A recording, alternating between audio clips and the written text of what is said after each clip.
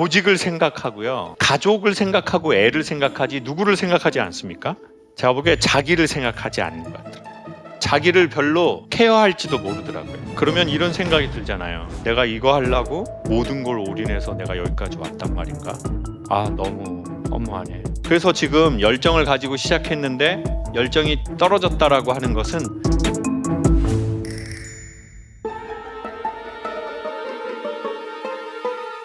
안녕하세요, 김창옥입니다. 뉴 콘텐츠 기업 지원센터에 여러분 만나 뵙게 되어서 반갑습니다. 안녕하세요. 저는 김창욱TV입니다. 만나서 반갑습니다. 반짝이는 별들이 그림을 이루는 형상으로 하늘에서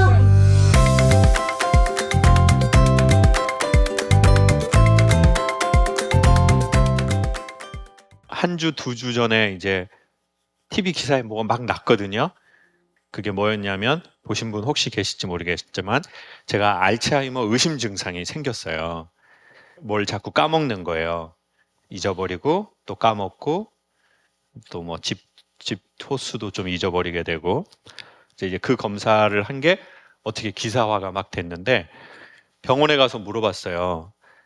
선생님, 이거는 왜 걸리는 건가요? 그랬더니 알츠하이머는요, 몇 가지의 원인이 있는데 보통 크게 세 가지라고 합니다. 첫 번째는 유전. 그래서 만약에 우리의 부모님이 알츠하이머나 치매가 있으셨다면 우리에게 확률이 좀 높은 건 사실입니다. 두 번째는 알코올입니다. 술. 그리고 세 번째는 뭘까요? 스트레스입니다. 근데 저는 73년생이어서 올해 50이거든요. 그래서 저는 그런 말을 잘 믿지 않는 주의자였습니다. 뭐 스트레스가 뭐 스트레스 안 받는 사람이 어디 있어? 뭐 스트레스가 무슨 병의 근원이고 뭘 하고 뭐 스트레스 관리. 저런 말 좀 너무 낯간지러워. 저 되게 그러는 주의자였거든요. 근데 저는 1년 동안 술을 하루도 한 번도 마시지 않거든요. 왜냐하면 저희 아버지가 술을 너무 많이 먹고 하신 일을 봤기 때문에, 종교적인 이유가 아니라 그냥 아버지의 영향으로 술을 안 마셔요. 그러니까 너무 억울한 거예요. 난 술을 1년에 단 한 번도 안 마시는데, 뭐 와인 이런 것도 안 마시는데, 근데 내가 왜 이렇게 됐지? 그럼 가장 큰 원인은 결국 스트레스인데, 그래서 스트레스가 뭔지 훨씬 더 생각하고 조금 공부를 해봤는데, 스트레스는 참는 거래요. 참는 거. 그러니까 뭘 참냐? 1번, 하고 싶은 게 있는데 그걸 안 하고 참는 게 스트레스래요. 나 이거 하고 싶어. 이거 사고 싶어. 내가 원하는 게 이거야. 라고 명확하게 있는 사람일수록 스트레스에 노출될 이게 좀 많다네요. 여러분 결혼했었어요?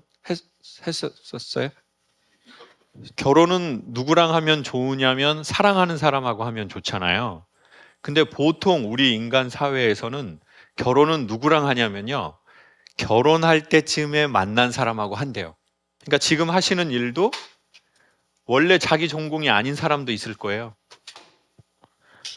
근데 희한하게 어떤 타이밍, 어떤 인연의 타이밍이 되어서 일도 하게 되고 사람 관계도 맺는 경우가 많은데요. 그래서 자기가 원하는 게 명확한 사람일수록 사실 그렇게 거의 안 되거든요. 저는 성악 전공자입니다. 제 꿈은 노래를 잘하는 가수가 되는 거였지 말하는 강사가 되는 적은 한 번도 없는데, 전 제가 원하던 일을 하지 못하고 강사를 하게 되더라고요. 그래서 강사하면서 나름 나쁘지 않았는데도 졸업하고 10년, 15년은 제 학교 동기나 선후배를 안 만났어요. 별로 만나고 싶지 않더라고요. 내가 쉽게 유치하게 말해서 그 친구들보다 돈을 조금 더 버는데 안 만나고 싶더라고요. 왜냐면 나도 저 친구들처럼 유학 가서 교수도 되고 강사도 되고 레슨도 하는 게 꿈이었지, 아침마당에서 강연하는 게 꿈은 아니었거든요. 그러니까 이렇게 자기가 원하는 게 정확하고 섬세하게 있는데 그게 반복해서 안 되는 사람은 스트레스에 엄청 노출이 된대요. 더 강력한 스트레스는 뭐냐면요. 하고 싶지 않은 것을 반복해서 해야 될 때래요. 나 이거 하고 싶지 않아. 근데 해야 돼요. 문제는 반복해서. 그러면 스트레스 지수는 극적으로 올라간대요. 그리고 세 번째가 뭐냐면 어느 날 나이가 먹었다고는 생각이 들었는데 내가 뭘 원하는지를 모를 때래요. 그러면은 이때부터는 의욕이 사라지기 시작한대요. 내가 뭐 원하는 거지? 그럼 어떻게 하면 스트레스를 관리해서 개인의 사기를 올릴 것인가? 라는 추천을 한번 드리고 싶어요. 오늘 저한테 주어지신 시간이 한 40분, 45분 되는데 이미 여러분이 시간을 보시면 아시겠지만 저는 20분에서 25분, 많게는 30분 정도 말했을 겁니다. 여러분이 보시기엔 시간이 천천히 갔나요? 빨리 갔나요? 빨리 갔습니까? 30분이라는 시간이? 그러면 우리가 집중했다는 뜻이래요. 사람은 집중하면 시간이 빨리 가는 경험을 한대요. 그리고 시간이 천천히 가는 건 언제냐면요. 강남역 같은데 막 사람 많은 로타리에서 막 예쁜 옷 입고 가다 자빠져 본 적 있어요, 여러분? 그러면 시간이 가질 않아요. 그리고 내가 자빠지는데 사람들 얼굴이 보여요. 그건 왜 그러냐면 사람은 살다가 시간이 천천히 가는 건 힘들 때래요. 그래서 남자는 군대에 있을 때 시간이 안 가고 회사는 처음이 엄청 시간이 안 가는 거래요. 왜냐하면 완벽하게 뭔가 된 게 없고 상대적으로 불투명한 상태에서 하는 것들은 시간이 천천히 간대요. 그리고는 이렇게 생각한대요. 이렇게 계속 힘드느니 여기서 끝내고 쉬어야 되겠어. 그래서 유서에 제일 많은 글은 이제는 뭐라고 하죠? 쉬고 싶다고 하는 거래요. 사람들이 착각하는 게 두 번인데 잘 나갈 때 계속 잘 나갈 거라고 생각하고 요즘 상황이 힘들 때 계속 힘들 거라고 생각한대요. 요즘 혹시 힘드신 시기를 보내고 계시다면 그거는 힘이 들다라는 느낌은 자기가 들 수 있는 것보다 더한 중량을 들고 있기 때문인데 이건 다른 말로 하면 그때 자기에게 힘이 생기고 있는 때래요. 요 시기는 지나가고 시간이 언제 또 빨리 가냐면 시간은 사람들이 집중할 때만 빨리 간대요. 그리고 시간이 빨리 가는 현상을 사람들은 재밌다는 단어로 바꾼대요. 그러면 어떻게 되나 봤더니 재밌다고 느끼면 스트레스를 담당하는 편도체를 리셋한답니다. 인공지능이어서 고도에.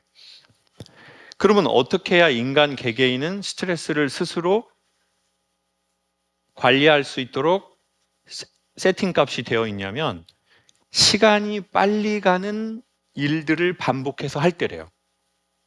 근데 이건 다 개인적 코드래요. 그러니까 어떤 사람은 어떤 장소에 갈 때 시간이 빨리 가는 경험을 한대요. 또 어떤 사람은 누구를 만날 때, 그리고 또 어떤 사람은 어느 장소에 갈 때래요. 그래서 이거를 취향이라고 한대요.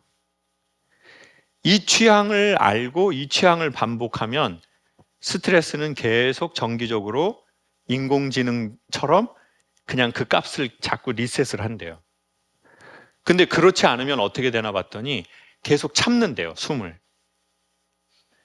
그러면 숨을 참으면 나중에 임계점에 도달하는 순간 몇 가지 현상이 나타나는데 첫 번째 폭발한다. 두 번째 싱크홀처럼 꺼진다. 다른 쪽에 영향을 미쳐서 보상을 받고 싶어 한대요. 내가 너무 많이 참았으니까. 그래서 보상으로 제일 많이 하는 게 해외여행이래요. 그럼 야, 내가 이렇게 뭐 애쓰고 참았는데 나 해외여행 하나 못해? 야, 가자 이번에 뭐 오사카로 뭐 그래서 뭐 돈 한 500 써요. 뭐 인천공항에 내려서 집이 제일 좋다, 집이 제일 좋아 이렇게 하는 거래요. 아유 나가면 개고생, 김치찌개 먹고 싶다 이렇게. 그거는 취향을 알지 못했기 때문에 보상을 받은 거래요. 아니면 오마카세 30만 원짜리 먹는 거래요. 연말에. 그리고 30만 원짜리 먹고 막 물이 제일 맛있다, 야 물이 제일 맛. 이것도 역시 자기의 취향을 모른 채로 우리가 보상을 받으면 나타나는 현상이래요. 그래서 강력 추천드리고 싶은 건 자기의 사기를 높여주는 그 취향점을 알고 있으면 큰 도움이 된대요. 근데 만약에 그렇지 못하면 너무 오래 참으면 업무 성과에서는 퍼포먼스가 나고 예상치 못한 몸이나 관계에 큰 데미지를 입게 된대요. 아니면 삶의 질이 내가 낸 퍼포먼스에 비해서 그렇게 높지 않고. 한국의 리더들은요, 보통 조직을 생각하고요. 부모들은 가족을 생각하고 애를 생각하지 누구를 생각하지 않습니까? 제가 보기에 자기를 생각하지 않는 것 같더라고요. 자기를 별로 매니지먼트 할지도 모르고 케어할지도 모르더라고요. 왜냐하면 해야 할 일이 있고 하고 싶은 일이 있기 때문에. 그러니까 자기의 사기나 자기의 이 케어는 매우 떨어지고 오직 높은 거는 자기 군기.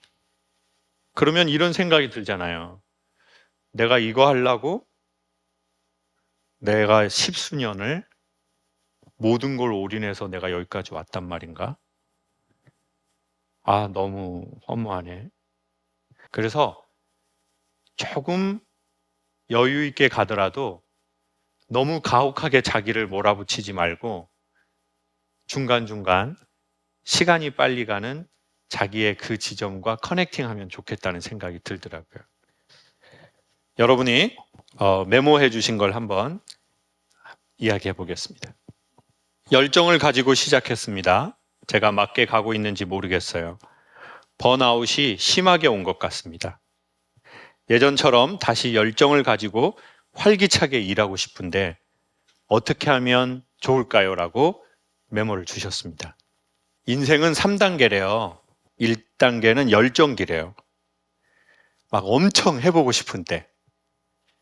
남자도 그런 때 있잖아요. 막 연애할 때 막 여자네 집 멀어도 바래다 준대요. 남자네 파주, 여자네 여주. 오빠 너무 멀어 들어가. 나 운전이 취미야, 씨나.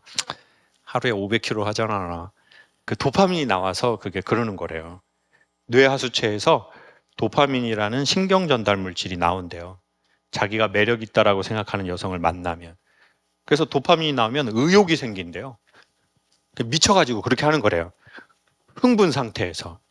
그러면 이제 이 여성도 이 남자가 나한테 이렇게 열정적으로 하기 때문에 마음을 열고 결혼도 하고, 남자도 이 여자를 만나면 행복하고 즐겁기 때문에 결혼하려고 하는 거래요. 헤어지기 싫고. 그렇지만 우리 남성분들 결혼해 보신 분 아시겠지만 결혼하고 5년, 10년이 지나도 계속 그 흥분하는 도파민이 나오나요? 좀 안 나오나요? 어때요? 지금 이런 느낌은 살이입니다. 살이. 왜냐하면 이 도파민이라는 물질은 계속해서 나오면, 쉽게 말해선 열정인데 계속 나오면 심장과 뇌가 과열로 죽어버린대요. 그래서 지금 열정을 가지고 시작했는데 열정이 떨어졌다라고 하는 것은 정상입니다. 정상. 근데 이 열정이 떨어지는 걸 뭐라고 하냐면 우리가 다 알다시피 권태기라고 한대요. 권태라는 말은 전에 의미가 있었는데 지금은 의미 있다고 느끼지 못하는 거래요.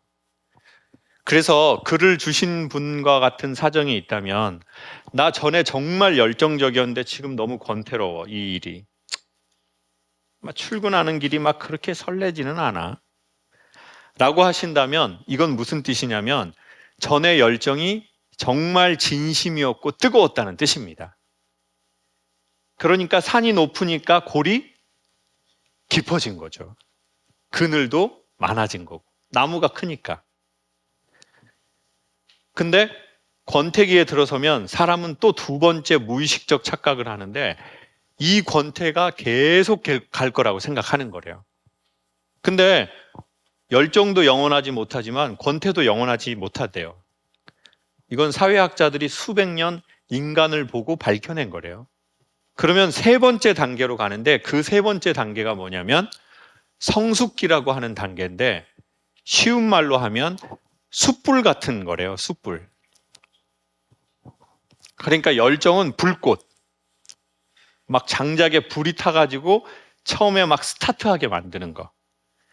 근데 그 불꽃이 계속 타잖아요. 그러면 정말 좋은 고기는 겉은 타고 속은 안 익거든요. 열정이 있어봤고 지금 권태로워졌기 때문에 숯불이 남을 겁니다. 그리고 그 숯불은 은근한 것처럼 고기를 되게 잘 태울 거예요. 하시는 사업도 그리고 또 인간관계도.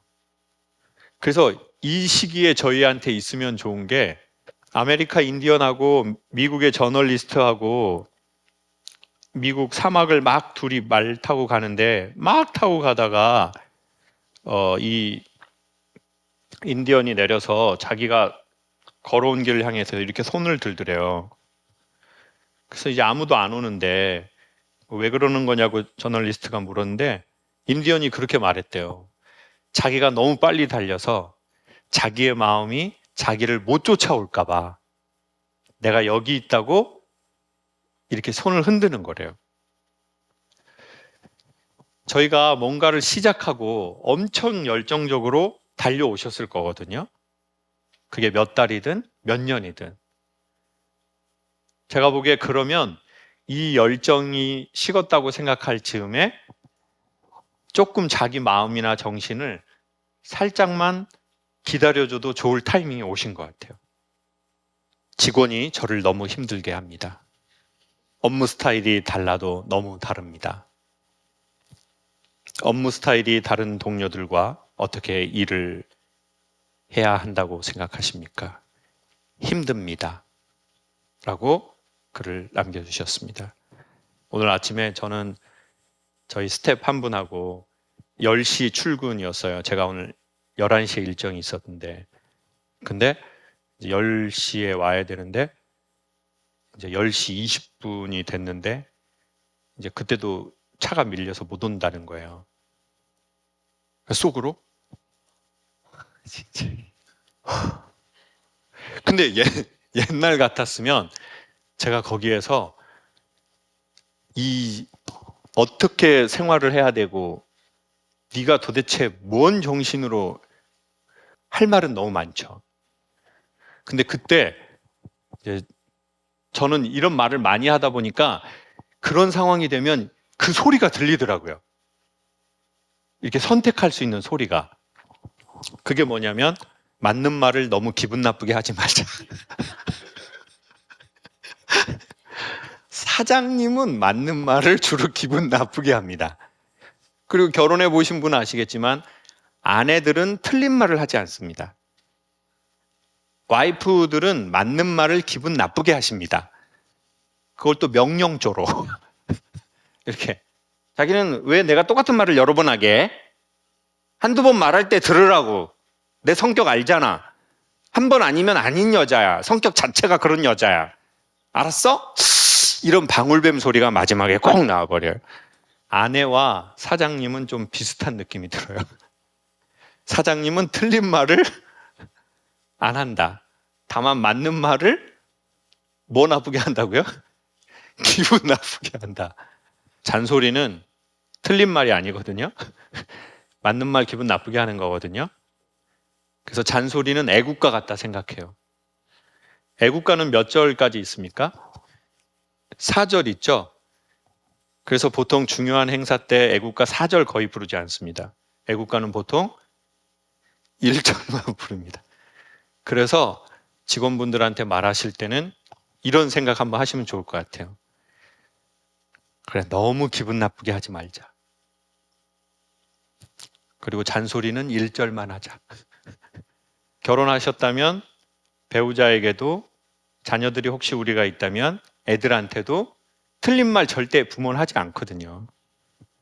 맞는 말을 기분 나쁘게 해서 사기를 떨어뜨리고 팀워크를 떨어뜨릴 뿐인 거죠.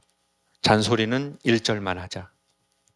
그리고 너무 기분 나쁜 상태에선 말하지 말자. 그러면 팩트로 화가 나는 게 아니라 저분이 나를 대하는 태도 때문에 상처를 받고 화가 나서 팀워크가 좀 깨지더라고요. 그래서 제가 보기에 리더는 화났을 때 자기가 하면 딱 어느 정도 피할 수 있는 거 뭐 하나 있으면 좋을 것 같아요. 그리고 그걸 평상시 하면 더 좋고요. 너무 단순한 말이지만 분명히 도움이 되는 것 같습니다. 고맙습니다. 할머니, 손자 커플입니다. 50년 넘는 세월 동안 상의도 없이 혼자 결정하는 남편에 위로받지 못한 50년. 늦게나마 할머니 마음에 평화가 찾아오기를 바라는 마음에 할머니와 데이트 나왔습니다. 할머니가 평소에 그 선생님을 많이 좋아하셔가지고 하늘이 주신 기회다 싶어서 하늘까지 나왔네요. 이 남편이 한 번도 미안하다, 고맙다 이런 말 한 번 안 하고 지금 3년 전에 3개월을 집을 나갔었어요. 내가 누가요? 나가라 그러지 않아도 나가요. 얘가 너무 자상하고 내 힘든 걸 다 들어주고 위로해주고 안아주고 한 여사 이리 와 한번 안아줄게. 저런 데서 봐도 어디서 한 여사 돌아보면 얘야. 너무 그거 감사하죠. 희한하네요. 할아버지 씨인데 어떻게 저렇게 다를까요? 우리 손자하고 나와서 저희 사진 한번 찍으시죠.